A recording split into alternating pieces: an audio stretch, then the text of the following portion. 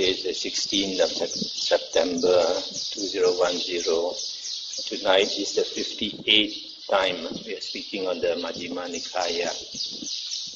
We come to Sutta 140, Dhatuvibhanga Sutta, the Exposition of the Elements. This sutta to me is one of the most moving suttas. And after you see why. Thus have I heard. On one occasion, the Blessed One was wandering in the Magadhan country and eventually arrived at Rajagaha. There he went to the potter Bhagava and said to him, "If it is not inconvenient for you, Bhagava, I will stay here. I will stay one night in your workshop." "It is not inconvenient for me, Venerable Sir, but there is a homeless one already staying there. If he agrees, then stay as long as you like, Venerable Sir." Now there was a clansman named Pukusati who had gone forth from the home life into homelessness out of faith in the Blessed One. And on that occasion, he was already staying in the potter's workshop. Then the Blessed One went to the Venerable Pukusati and said to him, "If it is not inconvenient for you, monk, I will stay one night in the workshop." And this Venerable Pukusati said, "The potter's workshop is large enough, friend. Let the Venerable One stay as long as he likes." Stop here for a moment. According to the commentary, this Pukusati was a king of Takasila, and his country traded with Magadha, King Bimbisara. So King Bimbisara, out of friendship, sent him a golden plate with the Dhamma inscribed on it. And he read the Dhamma, and I guess he understood the Dhamma. So, according to the commentary, he renounced his kingdom and went forth as a monk. And he heard that the Buddha was staying in Savatthi, so he wanted to go to the Buddha. But at this point of time, he arrived in Rajagaha. So the Buddha apparently went there to meet him. Then the Blessed One entered the potter's workshop. I forgot to mention, he had never seen the Buddha, so he didn't know who the Buddha was. He only knew that he wanted to be a disciple of the Buddha. Then the Blessed One entered the potter's workshop, prepared a spread of grass at one end, and sat down, folding his legs crosswise, setting his body erect, and establishing mindfulness in front of him. Then the Blessed One spent most of the night seated in meditation, and the Venerable Pukusati also spent most of the night seated in meditation. Then the Blessed One thought, "This clansman conducts himself in a way that inspires confidence. Suppose I were to question him." So he asked the Venerable Pukusati, "Under whom have you gone forth, monk? Who is your teacher? Whose Dhamma do you profess?" And Pukusati said, "Friend, there is the recluse Gotama, the son of the Sakyans, who went forth from a Sakyan clan. Now a good report of that blessed Gotama has been spread to this effect. That Blessed One is Arahant Sammasambuddha, perfect in true knowledge and conduct, sublime, knower of worlds, incomparable leader of persons to be tamed, teacher of gods and humans, enlightened, blessed. I have gone forth under that Blessed One. That Blessed One is my teacher. I profess the Dhamma of that Blessed One." Then the Buddha asked him, "But monk, where is that Blessed One, Arahant Sammasambuddha, now living?" And he said, "There is, friend, a city in the northern country named Savatthi. The Blessed One, Arahant Sammasambuddha, is now living there." "But monk, have you ever seen that Blessed One before? Would you recognize him if you saw him?" "No, friend, I have never seen that Blessed One before, nor would I recognize him if I saw him." So you can see from here, he went forth, shaved off his hair, put on the robe, and went forth as a disciple of the Buddha. But he had never met the Buddha, so he was going to look for the Buddha. Then the Blessed One thought, "This clansman has gone forth from the home life into homelessness under me. Suppose I were to teach him the Dhamma." So the Blessed One addressed the Venerable Pukusati thus, "Monk, I will teach you the Dhamma. listen and attend closely to what I shall say. Yes, friend, the rebel Pukusati replied. The Blessed One said, Monk, this person consists of 6 elements, 6 bases of contact, and 18 kinds of mental exploration, and he has 4 foundations. The tides of conceiving do not sweep over one who stands upon these foundations, and when the tides of conceiving no longer sweep over him, he is called a sage at peace. One should not neglect wisdom, should preserve truth, should cultivate relinquishment, and should train for peace. This is the summary of the exposition of the 6 elements. Monk, this person consists of 6 elements, so it was said. And with reference to what was this said, there are the earth element, water element, fire element, air element, space element, and consciousness element. So it was with reference to this that it was said, Monk, this person consists of 6 elements. Stop here for a moment. Normally, the Buddha says a person consists of 4 elements. But in this case, the Buddha has added 2 more, the space element and the consciousness element. And all these elements will be explained later. So I have mentioned before, earth element is not really earth. Earth element refers to the hardness, the perception of hardness. Anything hard in our body is the earth element. Then the liquid switches are the water element. The heat is the fire element. And the air element is that which causes motion in the body, causes the blood to move, causes the gases to move, etc. Space element is the space inside us, the various empty spaces, and we have the consciousness element. Monk, this person consists of 6 bases of contact, so it was said. And with reference to what was this said, there are the base of eye contact, the base of ear contact, the base of nose contact, the base of tongue contact, the base of body contact, and the base of mind contact. So it was with reference to this that it was said, Monk, this person consists of 6 bases of contact. Monk, this person consists of 18 kinds of mental exploration, so it was said. And with reference to what was this said, on seeing a form with the eye, one explores a form productive of joy, one explores a form productive of grief, one explores a form productive of equanimity. Similarly, on hearing a sound, smelling an odor, tasting a flavor, touching a tangible, cognizing a mind object, one explores the sense objects productive of joy. One explores the mind objects productive of grief. One explores the mind objects productive of equanimity. So it was with reference to this that it was said, Monk, this person consists of 18 kinds of mental exploration. Stop here for a moment. So here the 6 bases of contact refers to the eye, ear, nose, tongue, body, and mind. These are the 6 sense organs. It can also be said to be the 6 internal sense bases. And then these 18 kinds of mental exploration, I think we already read about this in a previous sutta. This is manopa vichara. Vichara, as I mentioned, is sustained thought. So it refers to when the 6 external sense objects impinge on our sense basis, the internal sense basis. Then when we think about it, either we get joy or we get grief or we get equanimity, but this feeling arises. Monk, this person has 4 foundations. So it was said, and with reference to what was this said, there are the foundation of wisdom, the foundation of truth, the foundation of relinquishment, and the foundation of peace. So it was with reference to this that it was said, Monk, this person has 4 foundations. This foundation, the Pali word is aditthana.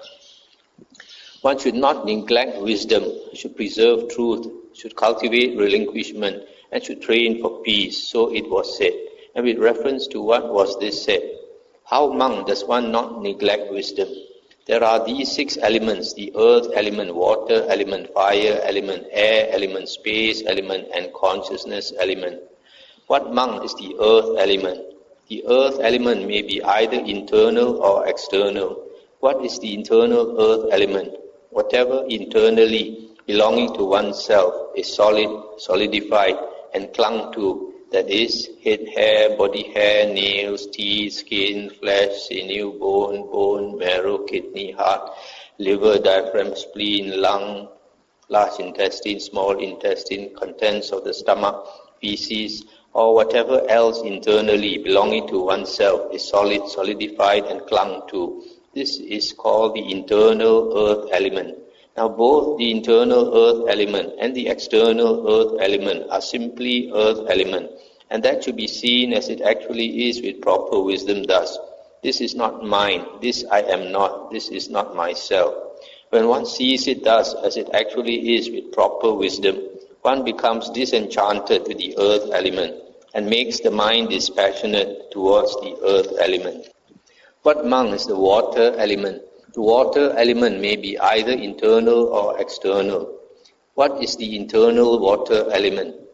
Whatever internally belonging to oneself is water, watery, and clung to, that is, bile, phlegm, pus, blood, sweat, fat, tear, grease, spittle, snot, oil of the joint, urine, or whatever else internally belonging to oneself is water, watery, and clung to. This is called the internal water element. Now both the internal water element and the external water element are simply water element, and that should be seen as it actually is with proper wisdom thus. This is not mine, this I am not, this is not myself. When one sees it thus as it actually is with proper wisdom, one becomes disenchanted with the water element and makes the mind dispassionate towards the water element. Stop here for a moment. In the meditation on the loathsomeness of the body or unattractiveness of the body, we have to chant 32 parts of the body, head, hair, body hair, nails, teeth, skin, flesh, sinew, bone, etc. And these 32 parts are the first half are the solid, more solid parts of the body, and the solid parts of the body are referred to as the earth element. And then the second half consists of the watery parts of the body, bile, phlegm, pus, blood, sweat, tear, grease, etc. So this is the two parts of the 32 parts of the body. And what among is the fire element? The fire element may be either internal or external. What is the internal fire element?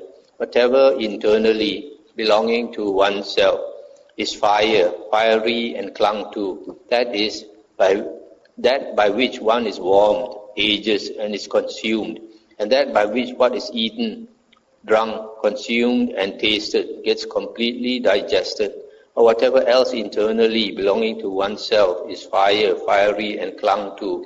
This is called the internal fire element. Now both the internal fire element and the external fire element are simply fire element, and that should be seen as it actually is with proper wisdom thus. This is not mine, this I am not, this is not myself.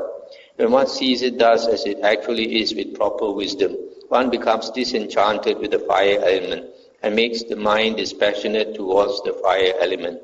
What among is the air element? The air element may be either internal or external. What is the internal air element? Whatever internally belonging to oneself is air, airy and clung to, that is, upgoing winds, downgoing winds, winds in the belly, winds in the bowels, winds that course through the limbs, in-breath and out-breath, or whatever else internally belonging to oneself is air, airy and clung to. This is called the internal air element. Now both the internal air element and the external air element are simply air element, and that should be seen as it actually is with proper wisdom thus. This is not mine, this I am not, this is not myself. When one sees it thus, as it actually is with proper wisdom, one becomes disenchanted with the air element and makes the mind dispassionate towards the air element. Stop here for a moment. So in all these, the Buddha says, we should see that this is not mine, this I am not, this is not myself. And how to see this?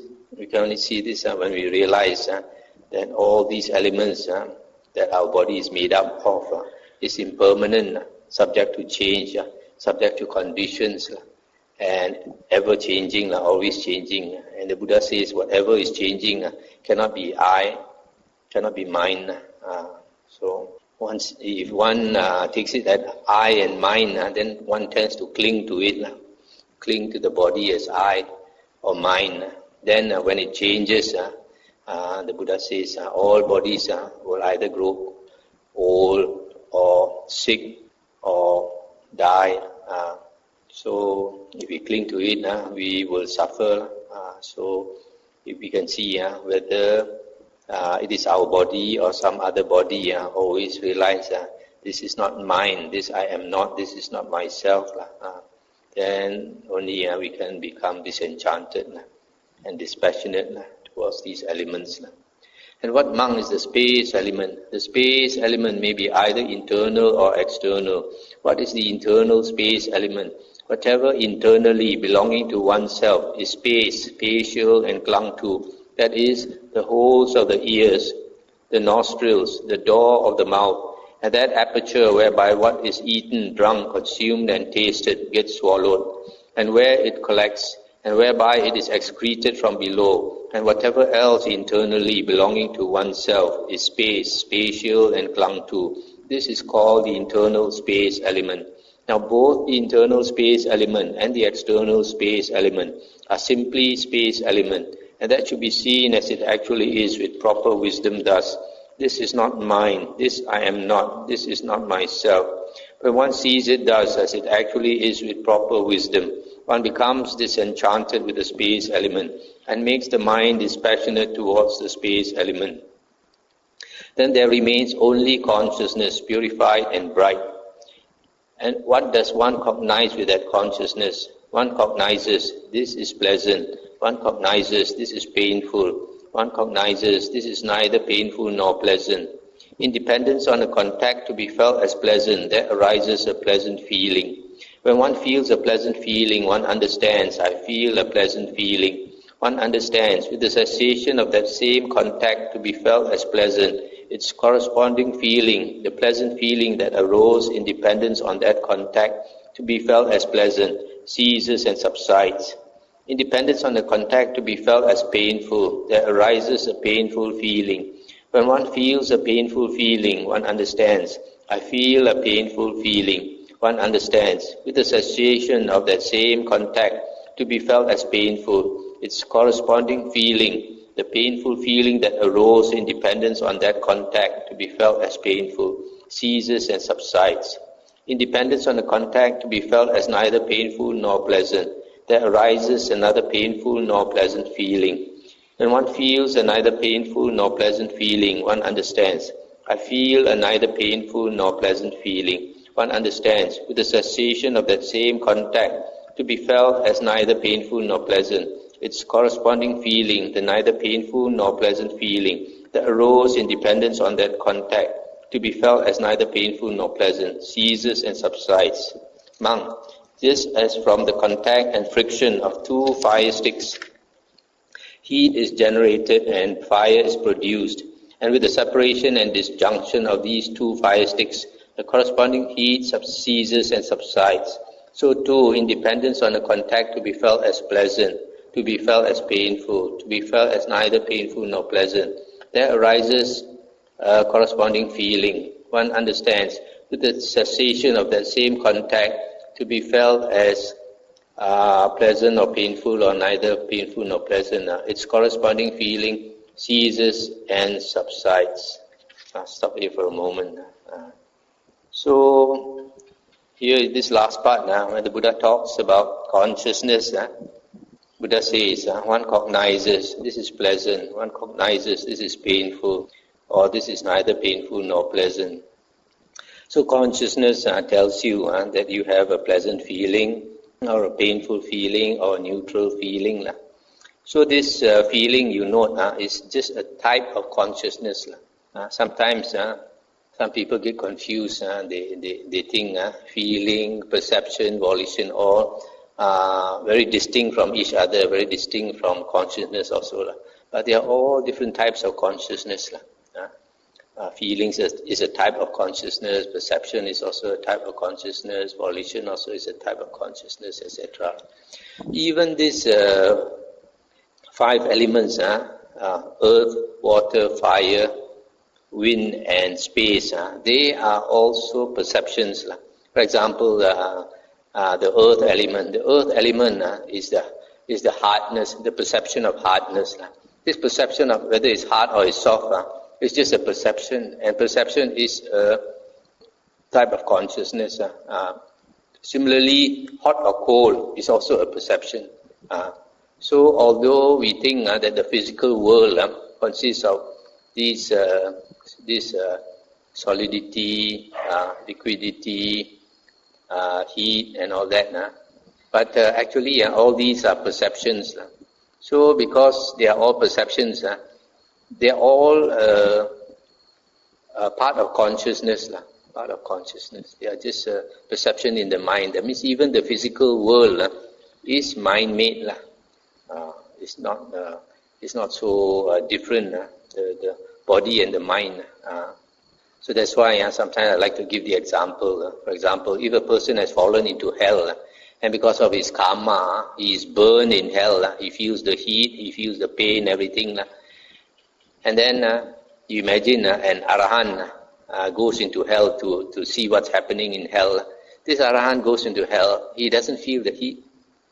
He doesn't feel the pain. Why? Because his mind is different. So because the mind is different, the perception is different. So everything is mind-made. Our world is made by our mind. Okay. Then there remains only equanimity, purified and bright, malleable, wieldy and radiant. Suppose monk, a skilled goldsmith or his apprentice were to prepare a furnace, heat up the crucible, take some gold with tongs and put it into the crucible. From time to time he would blow on it. From time to time he would sprinkle water over it. And from time to time he would just look on. That gold would become refined, well refined, completely refined, faultless, rid of dross, malleable, wieldy and radiant. Then whatever kind of ornament he wished to make from it, whether a golden chain or earrings or a necklace or a golden garland, it would serve his purpose. So too, monk. Then there remains only equanimity, purified and bright, malleable, wieldy and radiant. He understands thus, if I were to direct this equanimity, so purified and bright, to the base of infinite space and to develop my mind accordingly, then this equanimity of mind, supported by that base, clinging to it, would remain for a very long time.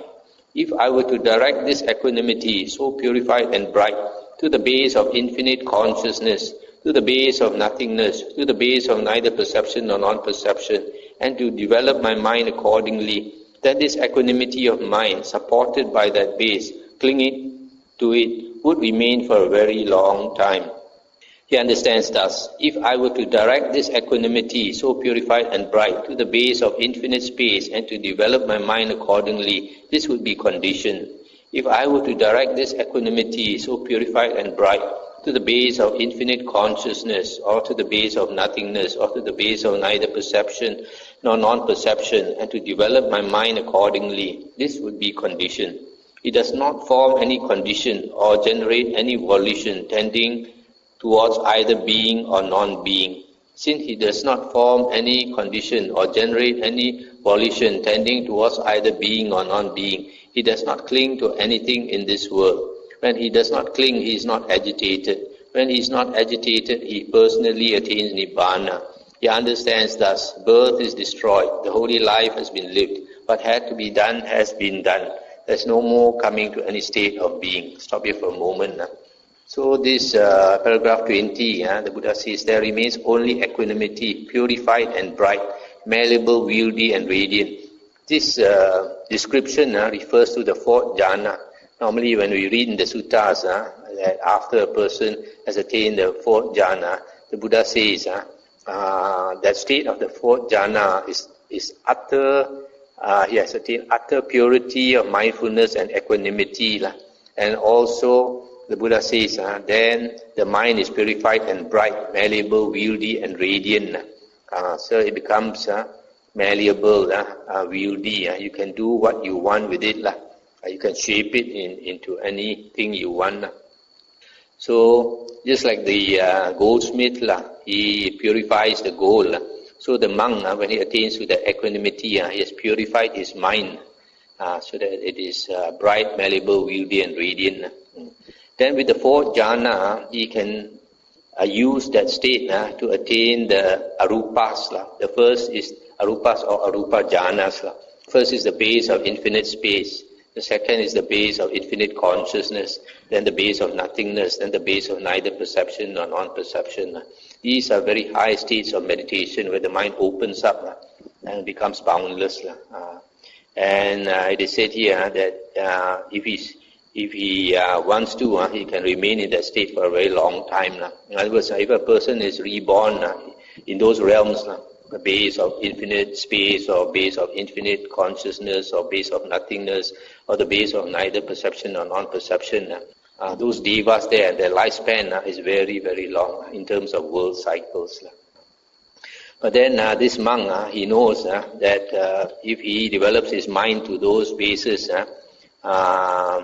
it is conditioned. Those states are conditioned. They are not permanent because nothing in the world is permanent. Everything in the world is conditioned and changing, impermanent. So because all these states are impermanent, understanding the Dhamma, this monk does not generate any volition tending towards either being or non-being. This volition is the will intention. When we have an intention to do something or not to do something, we create the conditions for something to happen.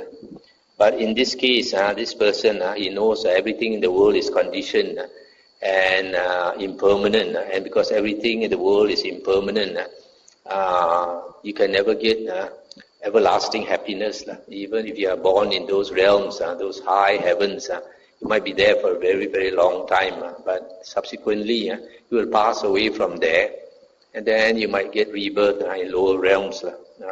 So that's why the Buddha says all states of existence are unsatisfactory. Dukkha you can translate as suffering or unsatisfactory. So understanding the Dhamma, he does not generate any volition. He does not want anything. He doesn't want being, he doesn't want non-being, etc. So because he does not cling to anything, he is not agitated. The mind becomes cool. Nibbana, a translation for Nibbana is cool. The mind is totally cool.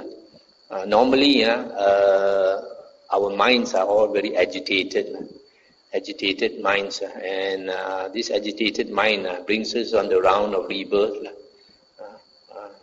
The round of rebirth is never ending. We always want to do something. In the suttas, the Buddha said that sometimes these devas are with millions and billions of years lifespan. When they die, they think life is so short. They still haven't done this, they still haven't done that, they still want to do this and do that. They're unfulfilled ambitions. So this is the volition. You keep wanting this, keep wanting that. Around of samsara never ends. It's only when you are spiritually matured and you see dukkha, especially if somebody can see the past life. When we see our past life, then the memory of the past life will engender sorrow. There are some children, they remember their past lives and they insist on going back to the village of their previous life, and sometimes the parents have no choice, have to bring them back to that village, and then they can recognize this person and that person and call them by their personal names. But it seems after that they get into depression when they think of the past. Those loved ones, no more with them or no more so close to them and all that. So they get into deep depression. So that's why when somebody understands all this, then he does not cling to anything. Not cling to anything, he doesn't want anything. When he doesn't want anything, the mind is totally cool. Then only he can be liberated. If he feels a pleasant feeling, he understands it is impermanent. There is no holding to it. There is no delight in it. If he feels a painful feeling, he understands it is impermanent. There is no holding to it. There is no delight in it. If he feels a neither painful nor pleasant feeling, he understands it is impermanent. There is no holding to it. There is no delight in it. If he feels a pleasant feeling, he feels it detached. If he feels a painful feeling, he feels it detached. If he feels a neither painful nor pleasant feeling, he feels it detached. When he feels a feeling terminating with the body, he understands, I feel a feeling terminating with the body. When he feels a feeling terminating with life, he understands, I feel a feeling terminating with life. He understands, on the dissolution of the body, with the ending of life, all that is felt, not being delighted in, will become cool right here. Monk, just as an oil lamp burns in dependence on oil and a wick, and when the oil and wick are used up, if it does not get any more fuel, it is extinguished from lack of fuel. So too, when he feels a feeling terminating with the body or a feeling terminating with life, he understands, I feel a feeling terminating with body or life. He understands, on the dissolution of the body with the ending of life, all that is felt, not being delighted in, will become cool right here. Therefore, a monk possessing this wisdom possesses the supreme foundation of wisdom. For this monk is the supreme noble wisdom, namely the knowledge of the destruction of all suffering. I'll stop here for a moment now. So, if a person has finished his work, he has become liberated, then whatever feeling he feels, he does not attach to it, does not even identify the feeling with himself. He just knows something impermanent has arisen and will cease. Then he says here, if he feels a feeling terminating with life, and he feels a feeling terminating with the body. Now in the commentaries, it says a feeling terminating with the body means at the end of life. And the other one, a feeling terminating, let me see, there's a commentary, say, 1281. Okay, 1281, that is, he continues to experience feeling only as long as the body with its life faculty continues, but not beyond that. And then 1282, this refers to his attainment of the Nibbana, an element with no residue left. But these two, according to the commentary, the feeling terminating with the body is when he dies. And the other one, feeling terminating with life, is when he attains parinibbana. Parinibbana, that means the Arahant passing away. There's nothing left after he passes away. But basically these two are the same because this person is already an Arahant. So I was thinking about it. Maybe another interpretation is a feeling terminating with the body is when the Arahant attains this state called the cessation of feeling and perception. When an Arahant attains a cessation of feeling and perception, is a temporary state. He can only abide in that state for a maximum of 7 days, after which he will automatically come out of that state. So when he is in that state, the body has no feeling. That's why it's called a feeling terminating with the body. And then the feeling terminating with life is when he is going to pass away. And Arahant has mindfulness 24 hours a day. His mindfulness is so sharp. It does not lapse. So even when he's dying, at the last moment also he knows. That's why when he's dying, he knows, he feels a feeling terminating with life. That's another interpretation that I offer. Okay, then the other thing I'd like to mention here, he understands on the dissolution of the body with the ending of life, all that is felt, not being delighted in, will become cool right here.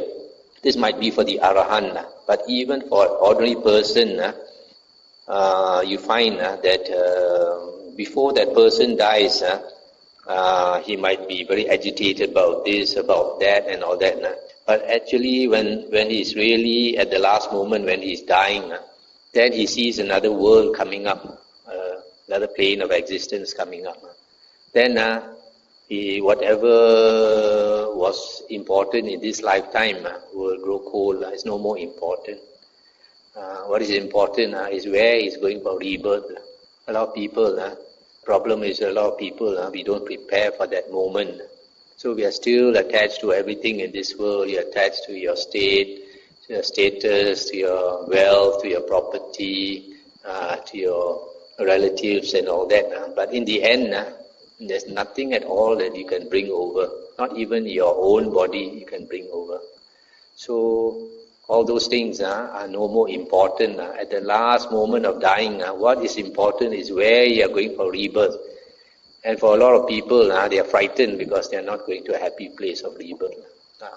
Only when you have prepared yourself that at the last moment you are happy to leave this world and go to a better place. But that's very few people will get that. His deliverance, being founded upon truth, is unshakable. For that is false monk, which has a deceptive nature, and that is true, which has an undeceptive nature, nibbana. Therefore, a monk possessing this truth possesses the supreme foundation of truth. For this monk is the supreme noble truth, namely nibbana, which has an undeceptive nature.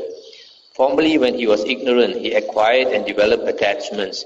Now he has abandoned them, cut them off at the root, made them like a palm stump, done away with them so that they are no longer subject to future arising. Therefore, a monk possessing this relinquishment possesses the supreme foundation of relinquishment. For this monk is the supreme noble relinquishment, namely the relinquishing of all attachments. Stop here for a moment.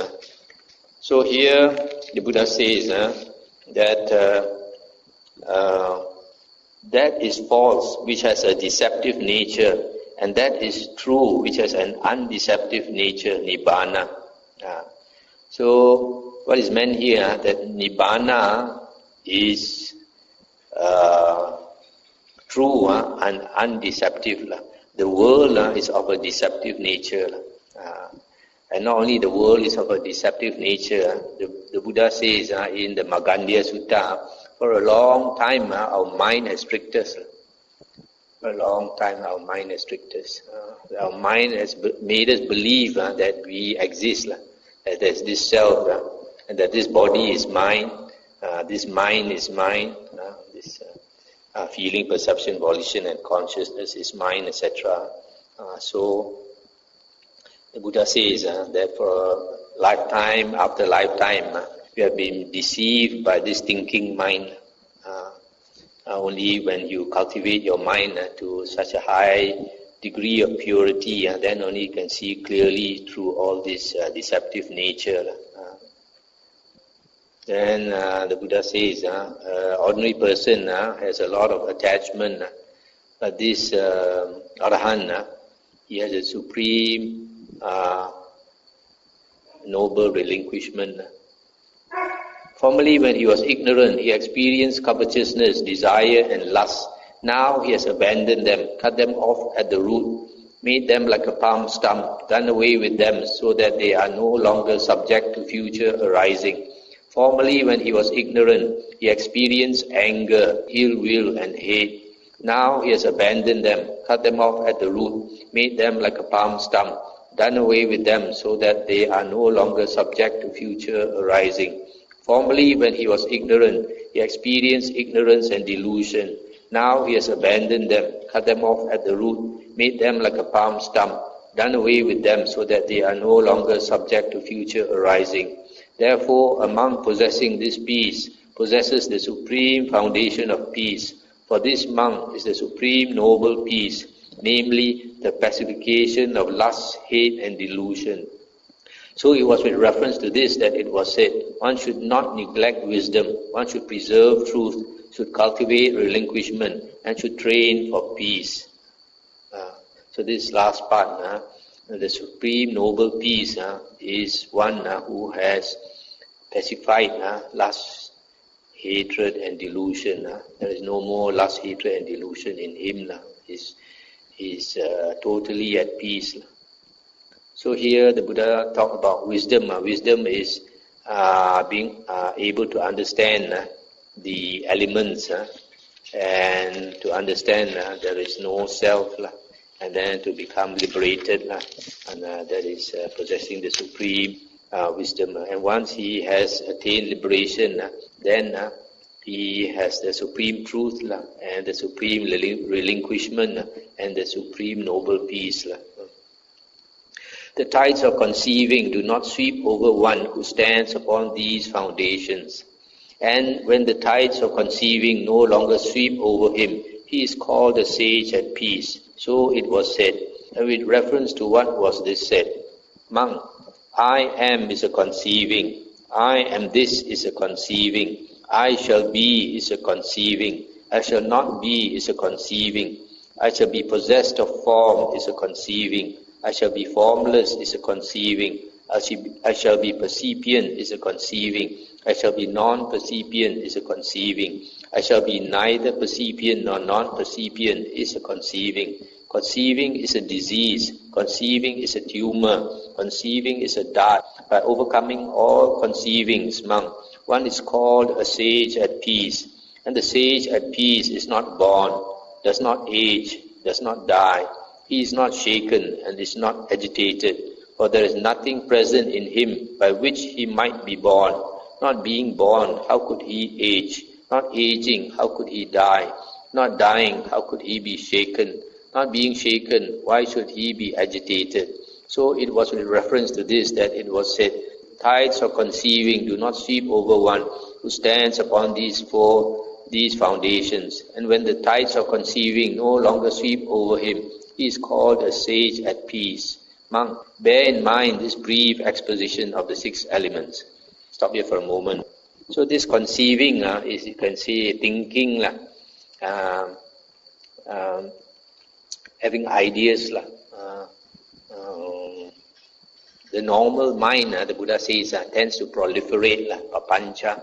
One thought becomes 10, 10 becomes 100, 100 becomes 1,000.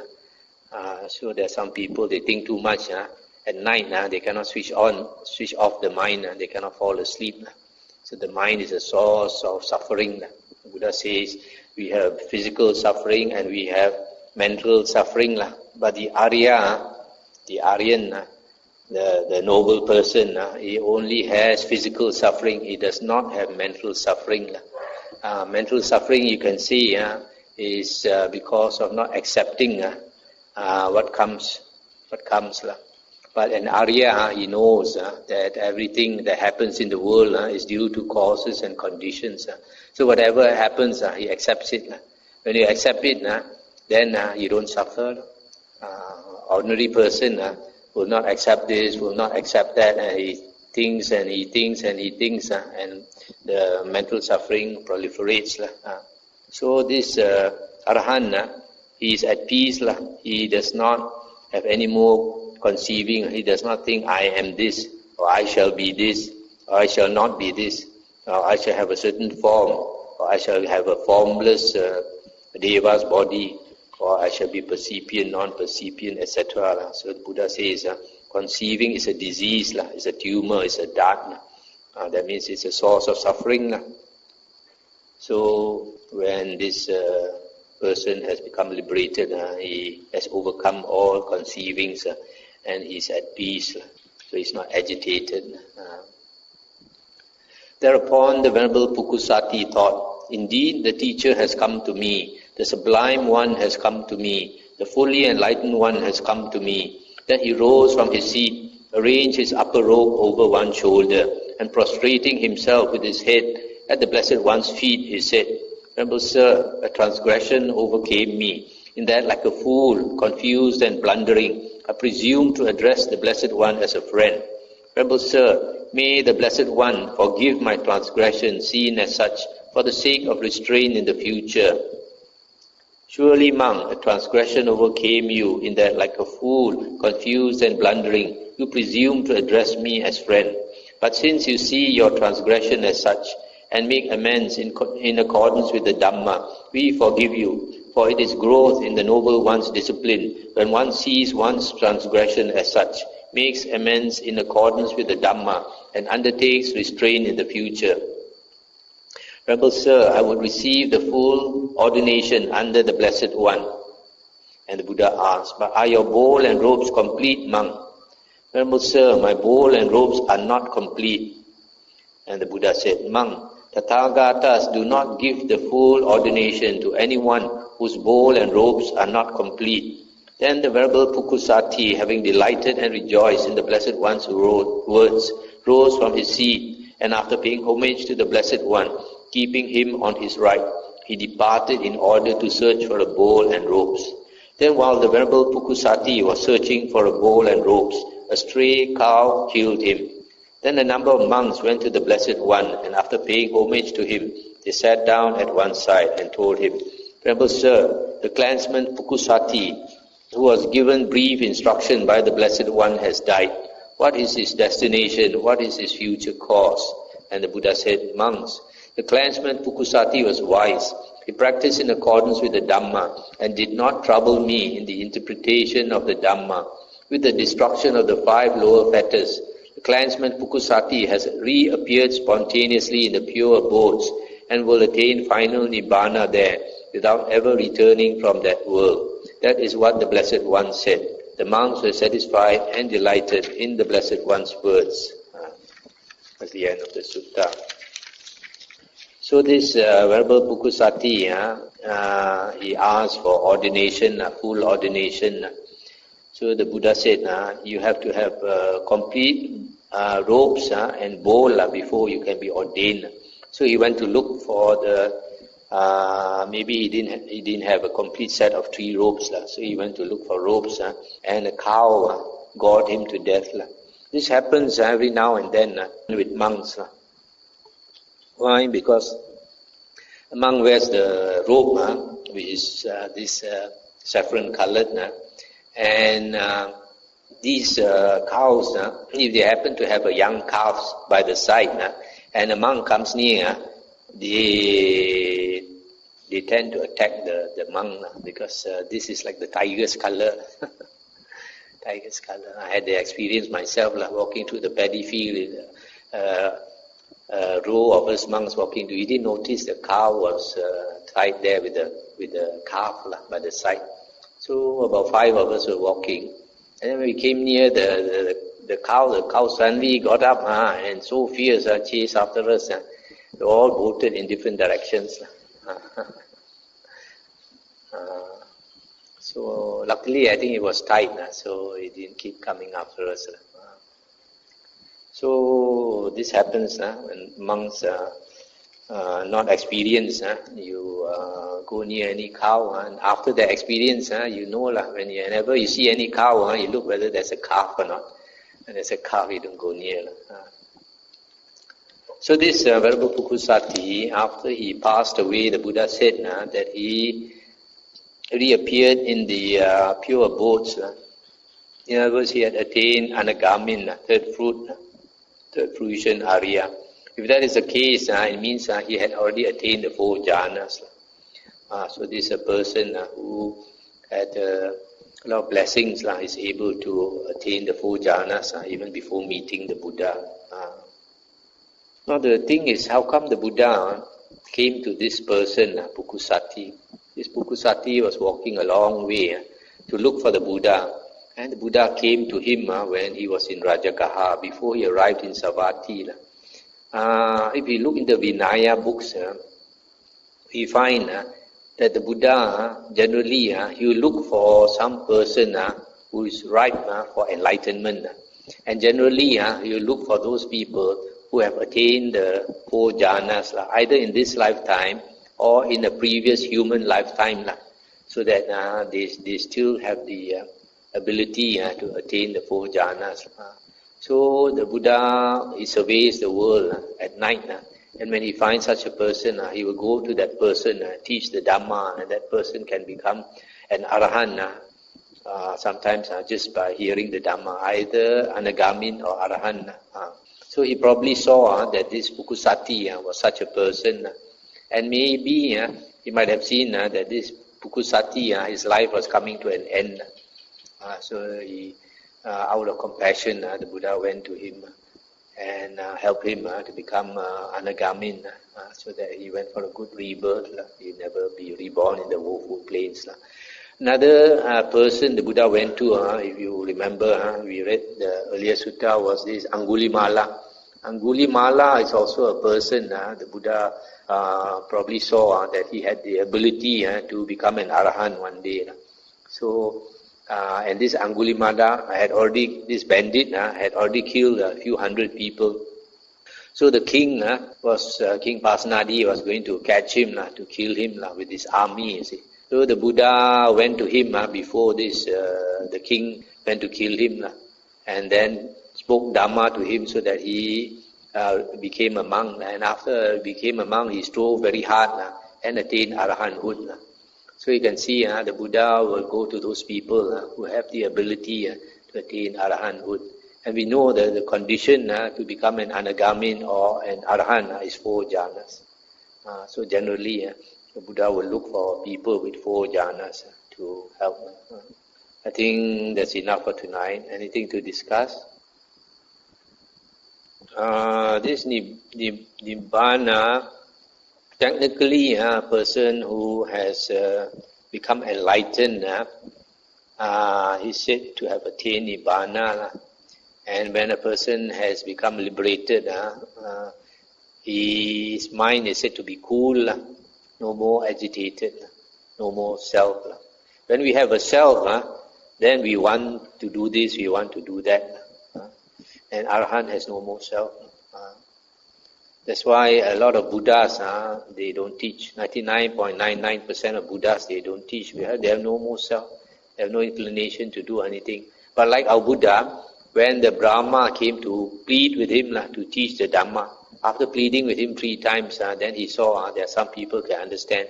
Then only he went to teach the Dhamma. The other word is parinibbana. This word parinibbana nowadays is used in the sense that when an arahant dies, passes away, then he enters parinibbana. That means he has no more body. The consciousness also has stopped. The body also has broken up, the 5 aggregates. And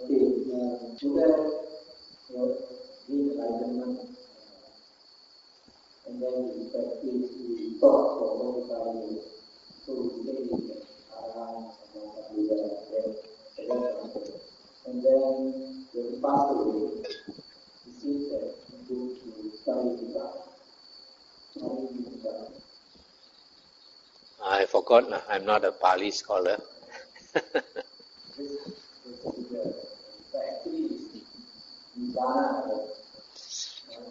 I think from the word parisuddhi, parisuddhi is complete,